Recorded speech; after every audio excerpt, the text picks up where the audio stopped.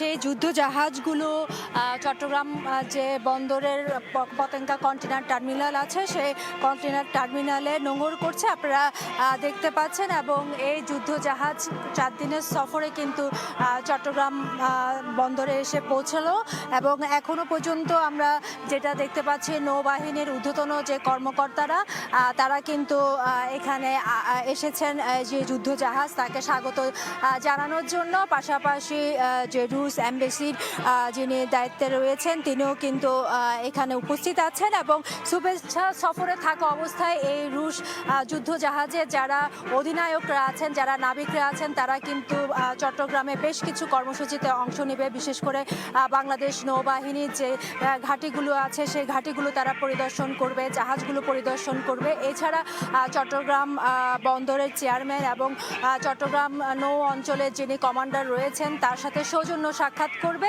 এর বাইরেও নৌবাহিনীর যেই ঐতিহ্য এবং ঐতিহাসিক স্থানগুলো আছে সেই স্থানগুলো কিন্তু তারা পরিদর্শন করার কথা রয়েছে। আপনারা জানেন যে রাশিয়া কিন্তু বাংলাদেশের স্বাধীনতা সংগ্রাম থেকে শুরু করে যে সেই বন্ধুত্বপূর্ণ সম্পর্কে যে ধারাবাহিকতা, সেই ধারাবাহিকতায় কিন্তু আজকের এই যে শুভেচ্ছা সফর সেটাতে একটা উল্লেখযোগ্য ভূমিকা রাখবে বলে আশা করছেন সংশ্লিষ্টরা। তো এই ছিল আমার কাছে এখনো পর্যন্ত চট্টগ্রাম বন্দরে যে রাশিয়ান নৌ যুদ্ধ জাহাজ আসার তার সর্বশেষ সংবাদ। চট্টগ্রাম বন্দরে রাশিয়ান যুদ্ধ জাহাজের খবরাখবর জানাতে সেখান থেকে যুক্ত ছিলেন সহকর্মী